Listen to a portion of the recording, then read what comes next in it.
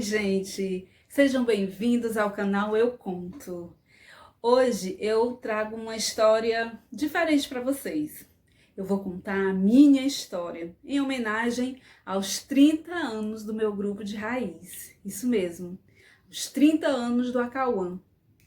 Para comemorar esses 30 anos, nós fizemos uma live que eu dividi em duas partes, porque lá eu fiz uma homenagem a duas pessoas muito especiais para mim. Então vem, eu conto. Um ano muito especial para o Acauã, porque foi o ano em que o Acauã participou pela primeira vez de um festival. E esse festival não foi um festival qualquer, foi um festival franciscano. Então veio bem a calhar porque na época nós estávamos no auge com a peça da Irmã Clara e Pai Francisco ainda, e o Denilson, amigo da gente, falou para o Nilo: Nilo, vai ter um festival, escreve o grupo. E o Nilo, atendendo o conselho do amigo, escreveu o Acauã para participar, e foi tiro e queda. Fomos selecionados e fomos participar, e foi ali o nosso primeiro momento, que marca, uma coisa que marcou muito, foi a questão da gente ter figurinos apropriados para aquele festival. Vou trazer aqui uma pessoa que participou dessa história também e vai contar pra gente como foi esse festival. Com vocês, a atriz, arte educadora, professora, contadora de história, Lorene Pinheiro. Vem pra cá, Lorene. Oi, gente. O Luciano estava falando sobre o festival franciscano e eu estava lembrando de uma coisa bem interessante, que ele aconteceu na livraria Vozes, que era uma livraria que tinha no centro. Linda a livraria. E eu lembro que foi a primeira vez que eu entrei numa livraria. Eu nunca tinha tido essa oportunidade, porque Itaitinga, na nossa época, era muito distante de Fortaleza, não era, Luciano? Não era, Fortaleza não fazia muito a nossa parte da gente aqui. Era difícil mesmo, transporte, enfim.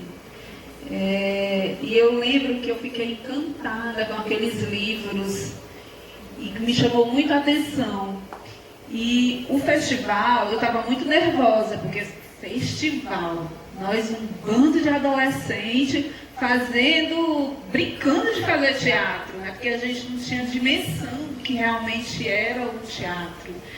E de repente a gente se deparar numa livraria belíssima, com pessoas cultas, que estavam ali, falando sobre a vida de uma pessoa tão importante que foi São Francisco de Assis. E não era só uma questão religiosa, era a história dele que era muito rica. E eu acho que, pelo menos nem isso eu tinha muita noção na época, da riqueza que era a vida de São Francisco, E um texto muito lindo. E eu ficava assim, a gente não vai ganhar, porque adolescentes e tal.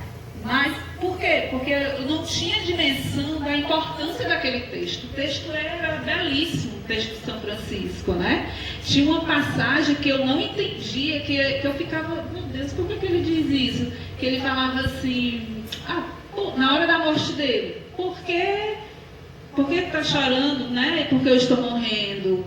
Morrer não é triste, morrer é feliz, a gente está voltando para a casa do Pai, é momento de alegria. Nascer sim é que é triste, que a criança nasce sangrenta, mirrada e tal.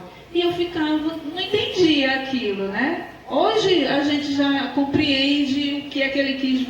Em várias passagens, o texto era muito rico. E as pessoas daquela época que estavam ali, eles entendiam muito bem a riqueza do conteúdo daquele texto. E foi por isso que nós ganhamos, Não foi muito pelo figurino, não, porque nós mudamos o figurino. Olha só.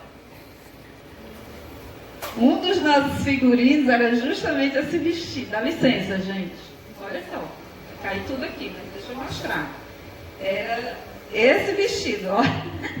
Na época, é que nem moda, A gente usa uma roupa antigamente e hoje a gente ri, mas na época era maravilhoso. Ele era um dos figurinos, A gente usavam umas coxas de cama que a gente juntava Carmelita, era Claudinha na época, cada um tinha sua coxa colorida, bonita, aquelas felpudas, e a gente colocava e dava tudo certo, ficava lindo. E a gente trocou nesse festival os figurinos, né? Então, enfim, são muitas histórias que o Acauã tem, né? Essas coxas aí era para quando eram as pessoas ricas, né? Era a roupa do rico. Roupa rica. É. E a dos ricos aqui essa aqui já foi uma versão mais nova, que já era né, Tucum. Aqui era dos homens.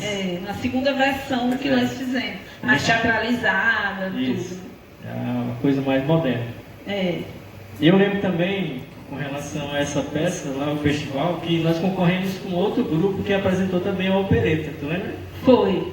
Só que o diferencial é que eles não cantavam ao vivo. Era com o CD mesmo. Aliás, o LP, né, como diz a irmã Eunice, tinha o disco tocando e eles ficavam dublando, né? Agora, como a gente usou mais teatro do que eles, acho que isso foi o diferencial do nosso grupo. Isso sempre foi um diferencial da gente. Quando a gente não tinha nem noção do que era oficina de teatro, a gente já fazia. Então, assim, na nossa época, a gente não tinha o celular, a internet, que passava tempo. O final de semana da gente, nós éramos uns jogos meio estranhos. Para a época, nós éramos meio esquisitos, porque assim, final de semana, domingo, 3 horas da tarde, a maioria dos jogos aqui, geralmente, estavam se organizando para ir para o ABC, campo, ou para a praça, ou não me lembro qual era o outro point. Os açudes, né?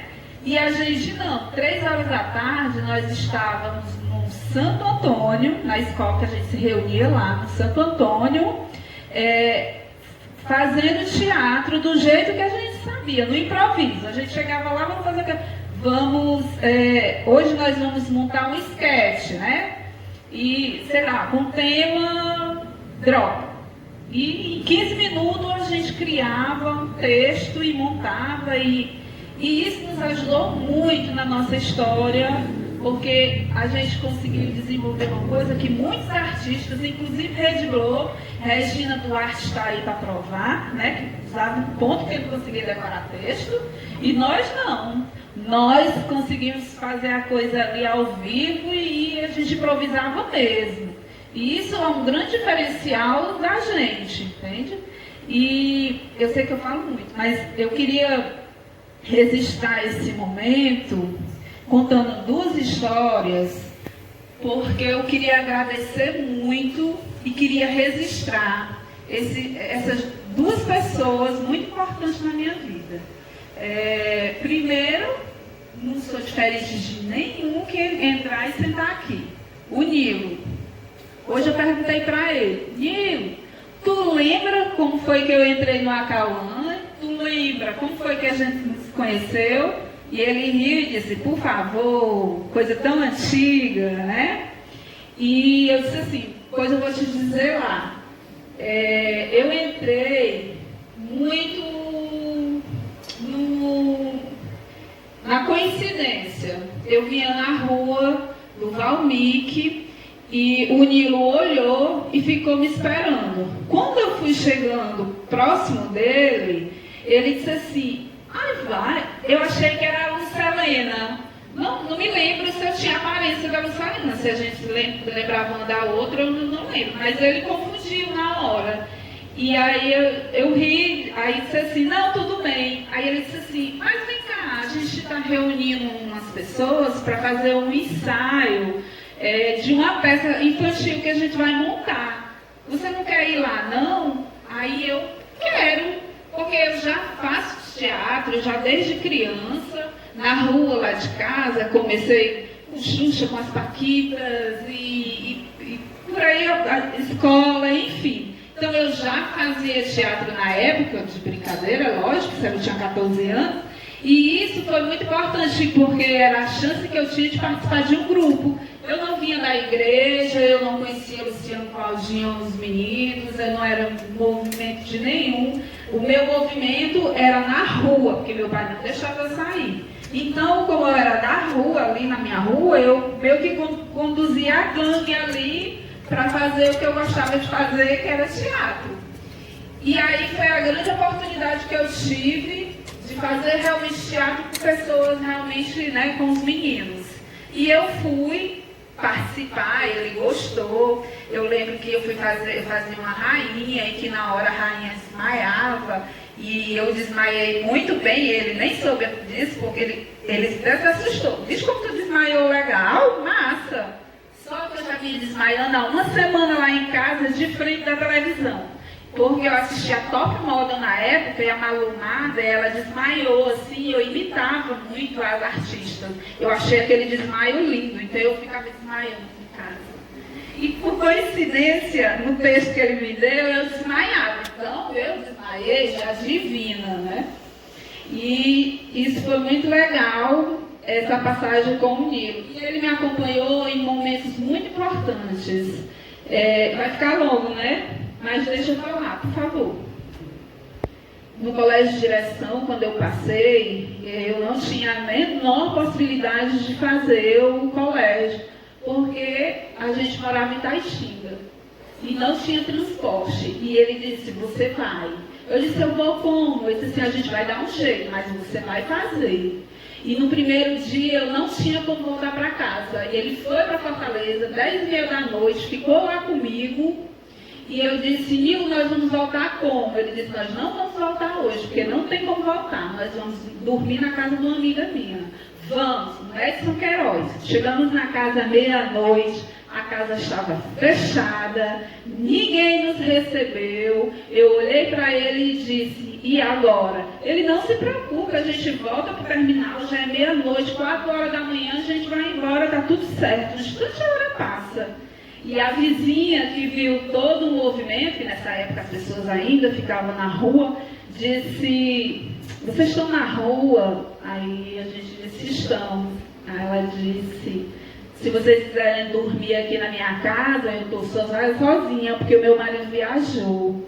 Aí a gente olhou e disse, nós queremos. E aí a gente dormiu na casa, e no outro dia a gente foi para casa e desenrolou aí a minha